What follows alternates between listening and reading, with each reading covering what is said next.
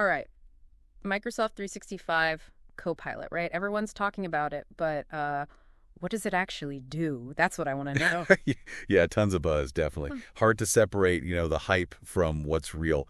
Luckily, you've got a stack of articles here. We've even got some of Microsoft's own documentation and service description, so we can really get into it. Ooh, perfect. Because honestly, between LLMs and graph-grounded chat, I'm like, do I need a computer science degree to understand this? Let's demystify it a bit, right? So instead of thinking of Copilot as this one thing, imagine it more like a sidekick, right?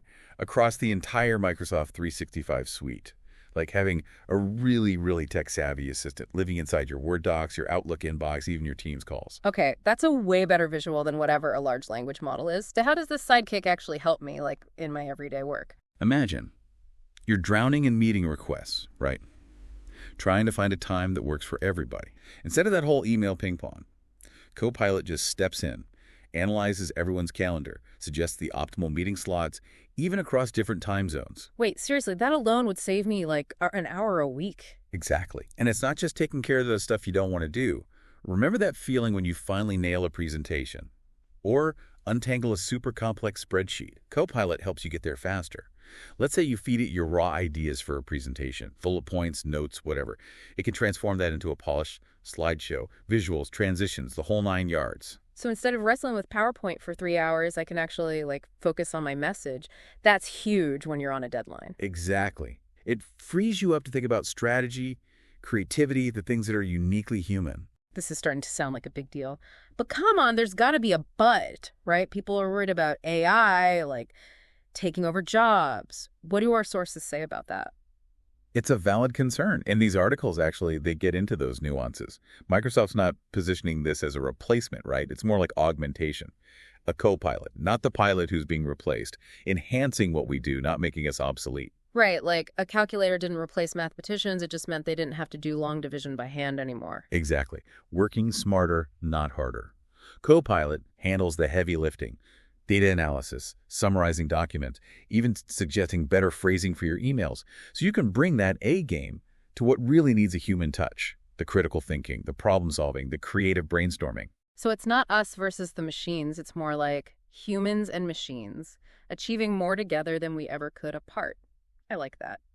But doesn't all this advanced tech require, advanced skills? And that's where Microsoft has been really clever. They've designed Copilot to be very intuitive, user-friendly.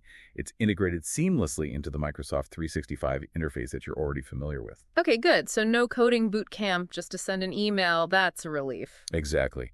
And to make sure you can use it, they've got tons of documentation, support resources, even a whole Copilot Studio platform. But we can save that deep dive for another time. Agreed. Let's not get too ahead of ourselves. We've talked Word, PowerPoint, even wrangling those meeting invites.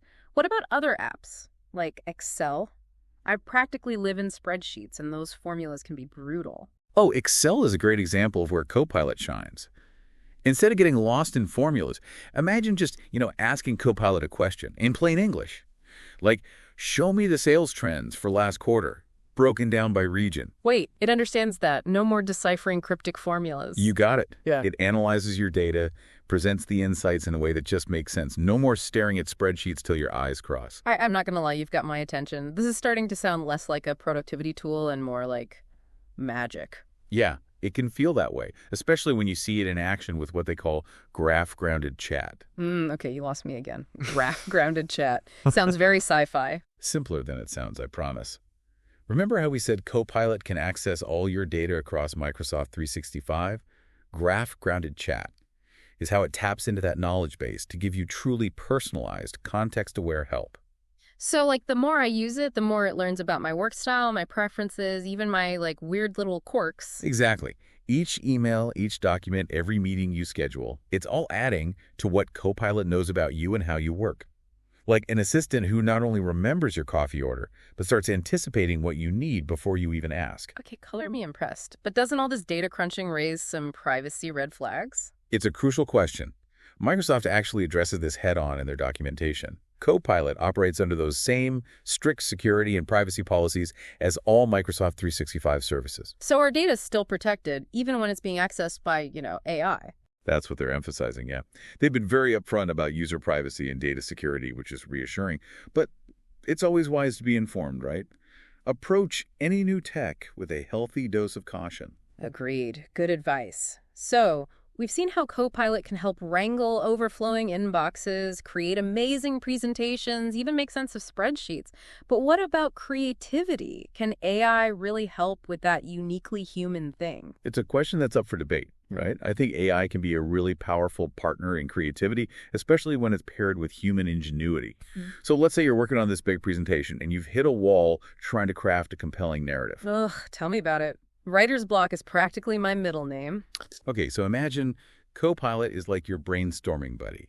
You feed it some key words, some key themes, and it can generate different storylines, character sketches, even catchy headlines. Anything to get those creative juices flowing. Like having a digital muse on demand, that's actually really cool. But does relying on AI for creative stuff make us lazy? Or, like, stifle our own originality? It's a valid concern. I think it comes down to how we choose to use these tools. Yeah. Copilot is just that, a tool. We get to decide how we use it, responsibly, ethically. We don't let it dictate or limit our own creativity. So it's about finding that balance, using the power of AI to enhance our abilities, not replace them. Exactly. A painter still needs brushes and paints to create a masterpiece. Those tools don't make them any less of an artist, right? AI tools like Copilot can actually give us new ways to express ourselves, help us overcome those creative roadblocks, and push the boundaries of what's possible. Love that analogy. Expanding our toolkit, not throwing away the human part. Exactly. And who knows what incredible things we can create when you combine human imagination with what AI can do. I'm ready to find out.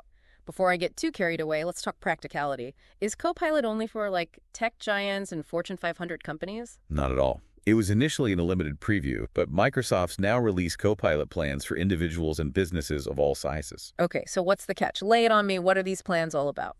So for individuals, they've got Copilot Pro. Gives you access to the features across the whole Microsoft 365 suite. Pretty comprehensive. And for businesses, what kind of options are we talking? They've got different tiers. Really depends on the company's size and needs. But the key thing is, Copilot isn't a standalone product. You need a qualifying Microsoft 365 subscription to use it. Makes sense, given how tightly it's integrated with all those apps. So if I'm already using Microsoft 365, adding Copilot is kind of a no-brainer. It's definitely worth looking into, especially with how it can improve workflows and boost productivity. But hey, don't just take our word for it. We've only scratched the surface of what Copilot can do. All right, then let's keep digging. I'm ready to dive into the specifics. Me too. There's so much more to unpack, from how intelligent search works to the potential impact Copilot could have on, like, teamwork and collaboration. Okay, listeners, you heard it here first. We're about to get down to the nitty-gritty of Microsoft 365 Copilot. Don't go anywhere. You know, it's funny, we often get stuck talking about the individual tasks Copilot can handle, but for me, the really exciting stuff is how it can change how teams work together. Ooh, yes. Tell me more about that. Anything that makes team projects less, chaotic is a win in my book. What'd you find in those service descriptions? Okay, picture this. You're in a brainstorming meeting, right? Ideas are flying, but nobody can keep track of it all. But with Copilot in Teams, it's not just like recording the meeting. Yeah. It's actually understanding it. Copilot can pick out the key discussion points, track decisions, even suggest action items, like as you're talking. So no more me frantically trying to read my own chicken scratch notes after the meeting. Or worse, realizing I totally missed something important. Exactly. It's like this collective memory for the team, making sure everyone's on the same page. It can even help bridge that gap for team members in different time zones or people who couldn't make the meeting. That is game-changing, especially for remote teams like mine. We're always struggling with that keeping everyone in the loop thing. But wait, it gets better, right? Didn't we see something about Copilot connecting to, like, outside data sources too? You're talking about the intelligent search stuff. So think about it. Your team has access to tons of info, right? Internal documents, market research, those huge industry reports. But actually finding what you need, when you need it. It's like finding a needle in a haystack. Ugh, don't remind me. I once spent a whole day trying to find one tiny data point buried in a mountain of spreadsheets. Yeah, with Copilot, those days are over. Instead of messing around with keywords, you could just ask questions. Plain English, like you're talking to, a colleague who's an expert on that thing.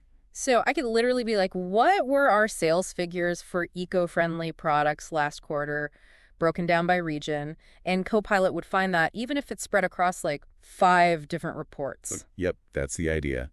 It can even pull in info from those external sources like public data sets or industry benchmarks.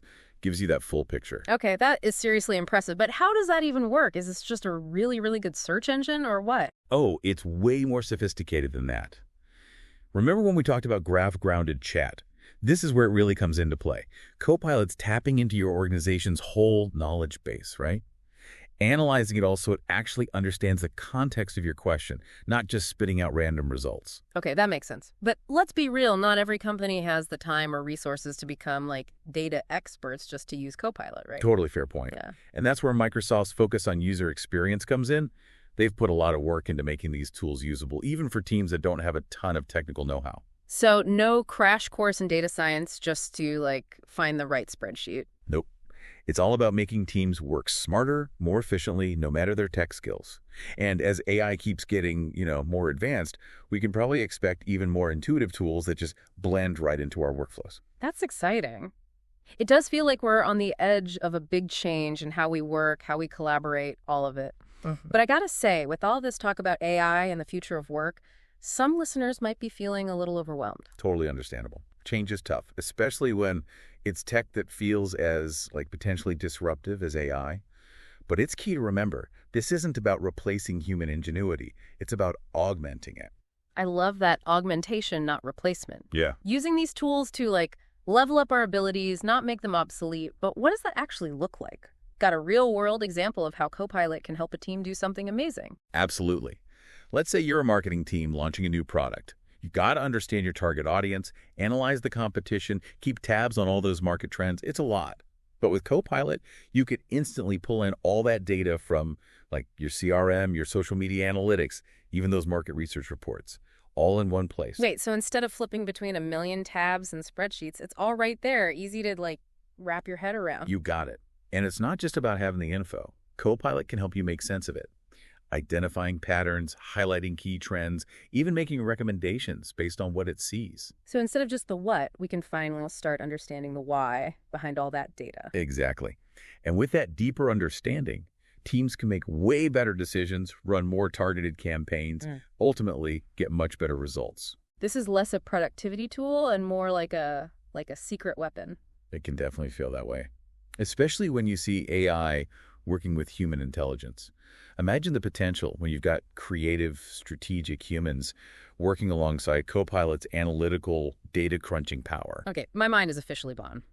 But before we go too far down that rabbit hole, let's bring it back down to earth for a sec. We've talked benefits, but are there any, downsides, challenges we should be aware of? Of course. It's a crucial question. AI has huge potential, but we got to approach it carefully with some critical thinking. What do you mean by that? Well, we have to be mindful of the data we're feeding these systems. Remember, AI is only as good as the data it learns from. If we're not careful, we can actually make existing biases worse or even create new ones. And that could have some really bad unintended consequences. That's a great point. So it's not just about using the tech, it's about using it responsibly, ethically. 100%. We've got to make sure that the data we're using is accurate, representative, free of bias, and we need to be constantly watching for any potential negative impacts this tech could have on our work, on our world. That makes sense. It's like any powerful tool, it's up to us to use it wisely. Exactly. And as this tech keeps evolving, it's super important that we have these conversations, that we don't shy away from the tough questions, that we work together to make sure AI is a force for good. Well said. So, to our listeners, if you're feeling a little, excited and maybe a little freaked. Couldn't agree more. And speaking of the future of work, let's shift gears for a minute and talk about something that's causing a real stir in the tech world. Citizen developers. Ooh, citizen developers. That has a nice ring to it. What exactly are we talking about here? So traditionally, building software apps, that's been for the hardcore programmers, right? But with low-code, no-code platforms popping up, now anyone, even without coding experience, can create apps and automate stuff. So it's what's the word? Democratizing software development. Exactly. And this ties right back to Copilot because Microsoft's really leaning into this idea that AI can empower these citizen developers to build some really amazing things. Okay, now you've got my attention. How does Copilot fit into this whole citizen developer movement? Imagine a world where you could tell Copilot what kind of app you want. I need an app that tracks customer interactions and generates reports. and it builds you the basic structure, user interface, the whole 9 yards. Wait, hold on. Seriously. No coding. That's the goal. And then once you've got that basic framework, these citizen developers can use their low-code or no-code tools to tweak it, add their own features, really make it their own. Wow. That's like giving everyone the power to be a software developer, no matter their background. Exactly. That's what's so cool about this whole AI and citizen development thing. It could unlock so much innovation when people from all walks of life can bring their ideas to the table, to the world of software. Okay, I see where you're going with this. It's bigger than just like automating our to-do lists. It's changing who gets to create tech and what that tech can even do. You got it. And that's what makes it so fascinating. When you give people the tools to solve their own problems, who knows what we'll see. We could have this wave of new solutions for everything, healthcare, education, even tackling climate change. This is incredibly exciting, but I have to admit, a part of me is still trying to wrap my head around how fast this is all happening. Are we ready for AI to be this integrated into our lives, our work? That is the million-dollar question, right? And while there's no easy answer, I think that if we approach it with curiosity, collaboration, and a sense of responsibility, we can navigate this and actually shape a future where AI helps us reach our full potential, for good. So, wow, we've gone from AI helping us with emails to like a future where anyone can build an app. It's a lot to take in. It really shows you how quickly things are changing. But I think the important thing, instead of getting overwhelmed, is realizing that we actually get a say in how this tech gets used, Right. It's not like we're just along for the ride. Yeah. But how do we actually do that? Make sure AI is a force for good, not something like scary. It starts with knowing what we're dealing with, right? It does. The more we understand AI, what it can do, what it can't do, how it might change things, the better decisions we can make about its role in our work, our lives, all of it. Knowledge is power, like they say. Exactly. And it's not just the techie stuff either. We've got to talk about the ethics of it all, Things like bias and algorithms, the possibility of jobs changing, and why it's so important to have humans in the loop, always. Those are some big, big questions. But like really important ones. It does feel like we're at this point where we get to help decide where things go from here. Yeah, it's a real turning point. Yeah. And the more voices we have in that conversation, the better. It shouldn't just be up to the tech companies or whoever. It's on all of us. So what can people listening do right now to be part of that conversation and make sure AI is used for good? Honestly, just stay informed. Read articles, listen to podcasts like this one, go to webinars, follow the experts. The more you know, the more you can actually do something with that knowledge, Have those discussions and push for AI that's developed and used responsibly. Great advice. And I'd also say don't be afraid to ask questions. Like if you're using an AI tool and something feels off, say something. The more we question things, the more we demand transparency, the better chance we have of creating a future where AI benefits everyone. Absolutely. Stay curious, keep learning, question everything. That's how we navigate this whole new world the right way. Couldn't agree more. Well, this has been quite a journey. We dove deep into Microsoft 365 Copilot and ended up talking about, well, everything. The future of work, citizen developers, the ethics of AI. What a ride. It just shows you how much this technology could change things and how important it is to approach it thoughtfully, but also with, a sense of possibility. Couldn't have said it better myself. So to everyone listening, as you go out there with all this new info, remember, the future of AI isn't something to be scared of. It's something we get to help build. So stay curious, stay informed, and stay engaged. Your voice matters. Thanks for joining us on this deep dive. Until next time, keep exploring, keep learning, and keep asking those big questions.